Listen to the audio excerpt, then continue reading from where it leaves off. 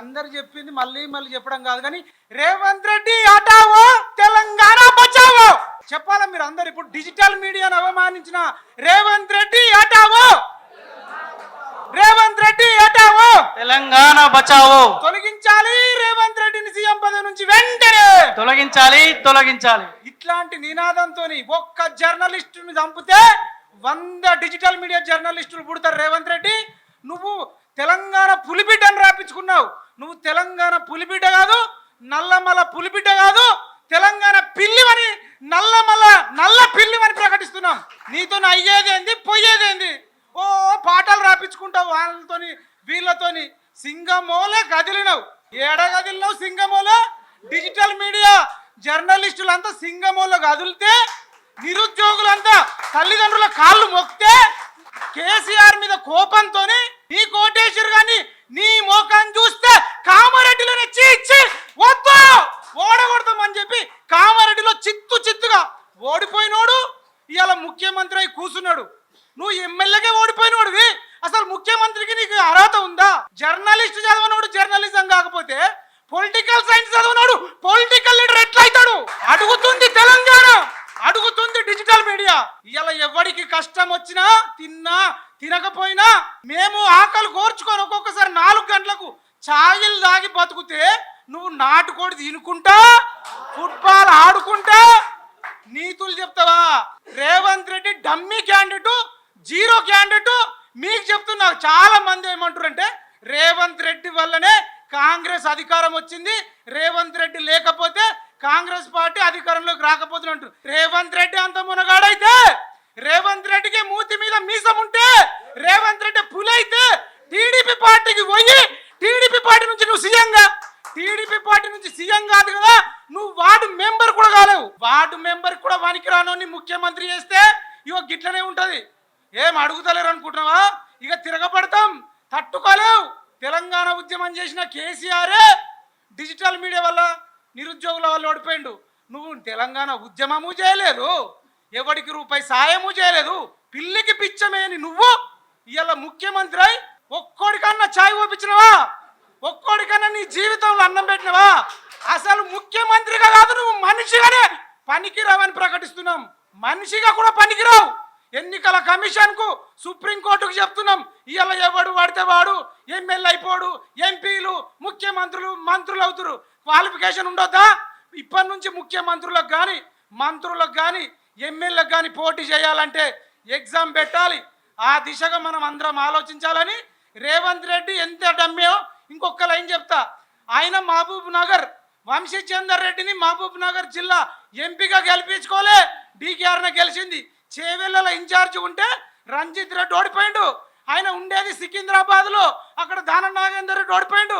మల్కాజ్గిరి ఆయన sitting MP, అక్కడ కూడా పట్నం మహేందర్ రెడ్డి వాళ్ళ వైఫ్ ఓడిపోయింది. ఆయన అడుగు పెట్టిన దగ్గర ఓడిపోవుడే. మొన్నటికి మొన్న పట్టభద్రుల ఎన్నికలు జరిగినాయి. కర్రు కాల్చి వాత పెట్టిరు పట్టభద్రులు. ఆదిలాబాదు, కరీంనగరు, నిజామాబాదు, మెదక్ 4 జిల్లాలలో రేవంత్ రెడ్డి ముఖం చూసి చిత్తు ఓడగొట్టిరు. టీచర్లు ఓడగొట్టిరు. నల్గొండ ఖమ్మం వరంగల్లో టీచర్లు ఓడగొట్టిరు. ఇంతకంటే ఎన్ని ఎగ్జాంపుల్ చెప్పాలి?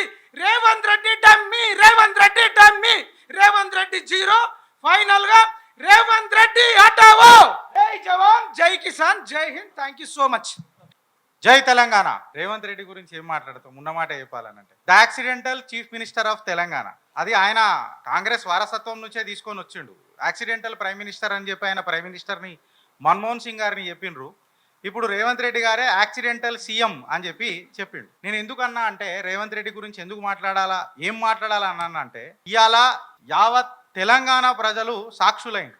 అనుభవం లేని అనుముల రేవంత్ రెడ్డిని మనం ముఖ్యమంత్రిగా ఎన్నుకున్నందుకు ప్రశ్నించే గొంతులను గుడ్డలుడదీసి కొడతా అని అంటాడు. నేను ఈ వేదిక మీద చెప్తున్నా అన్న, పెద్దలు అందరూ ఉన్నారు. ఇన్ఫ్యాక్ట్ చెప్పాలంటే నేను బచ్చగాని మీ అందరూ ముంగట గుడ్డలుడదీసే దినోత్సవం ఒకటి పెడదామన్న. యావత్ తెలంగాణలో ఒకటి గుడ్డలుడదీసే దినోత్సవం ఒకటి పెడదాం. ఆయన పైశాచిక ఆనందం పూర్తవుతుంది. ఇప్పటిదాకా చాలా మంది అందరూ మాట్లాడినరు. మైపాలన అయితే కంప్లీట్గా నిజంగా చెప్పాలనంటే ఇక ఎవరు గుడ్డలు కూడా తీసిండో ఇక క్లారిటీగా అన్న మైపాలన్న క్లియర్ కట్గా చెప్పిండు.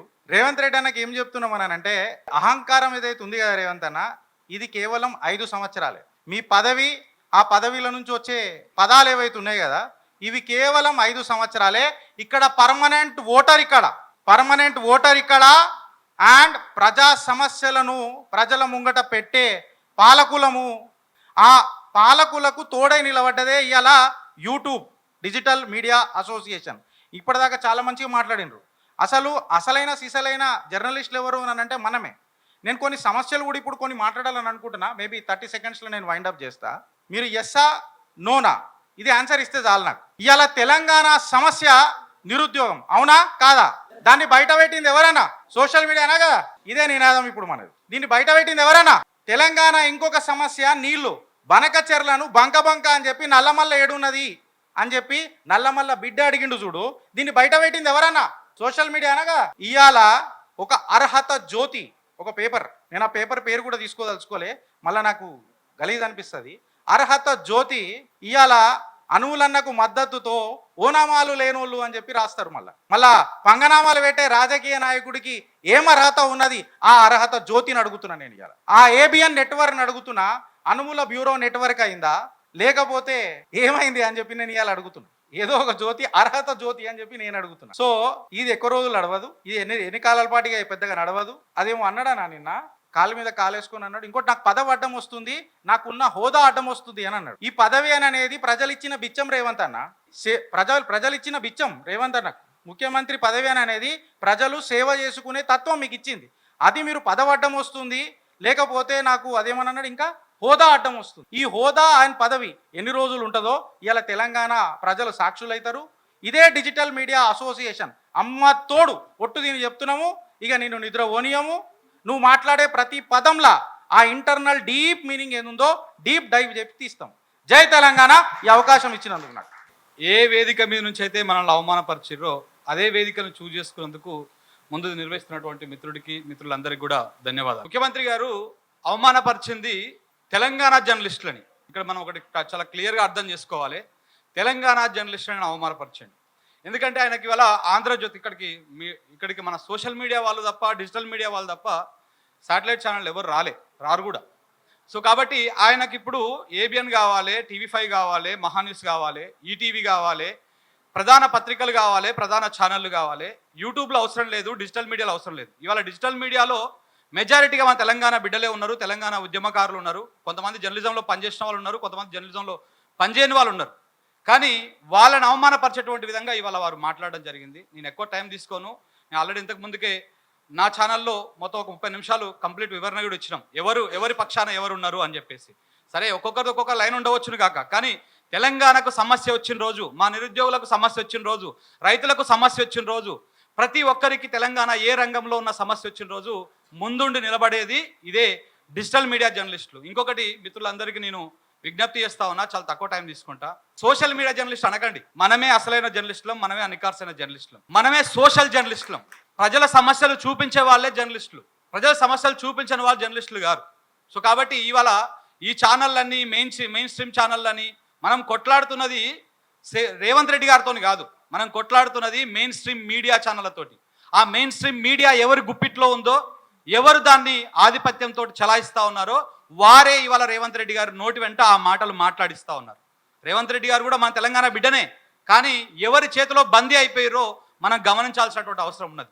ప్రతి ఒక్కరము ఇవాళ యూట్యూబ్ ఛానల్ని ఎగతాళి చేసి మీ ట్యూబులు మీ గొట్టాలని చెప్పేసి మాట్లాడినటువంటి వాళ్ళందరికీ కూడా తప్పకుండా సమాధానం చెప్పేటువంటి రోజు వస్తుంది. మనమేమి యుద్ధాలు చేయొద్దు, మనమేమి అదే చేయొద్దు, బయటికి వెళ్ళి ఏం చేయాల్సిన అవసరం లేదు. ప్రజా సమస్యలని, సమస్య ఎక్కడుంటే అక్కడికి వెళ్ళి, నాకు తోచింది నేను నారాయణపేటకు పోయినామన్నా, ఇంకో మిత్రుడికి వస్తుంది, ఇంకొక దగ్గరికి వస్తుంది. సమస్య ఎక్కడుంటే అక్కడికి వండి ఆ సమస్యని మనం తీసుకొచ్చి ప్రజలకు చూపిస్తే ప్రజలే వచ్చే ఎన్నికల్లో వాళ్ళకు బుద్ధి చెప్తారు. ఇవాళ రేవంత్ రెడ్డి గారు కావచ్చు, రేపు ఇంకొక పార్టీ కావచ్చు, ఇంకొక పార్టీ కావచ్చు. గతంలో ఉన్నటువంటి పార్టీలు కూడా చాలా మంది జర్నలిస్టుల మిత్రుల మీద ఇబ్బందులకు గురి చేశారు. ఇప్పుడు వాళ్ళు అదే ఇబ్బంది చేస్తూ ఉన్నారు. రేపు వచ్చినటువంటి పార్టీలు కూడా ఇబ్బందులకు గురి చేయవన్నటువంటి నమ్మకం కూడా ఏమీ లేదు. ఈ ఐక్యత ఎలాగైతే ఒక్క పిలుపుతోటి అందరం వచ్చినామో అలాగే ఇంతే ఐక్యతతోటి అందరూ కూడా మున్ముందు కూడా రావాలి.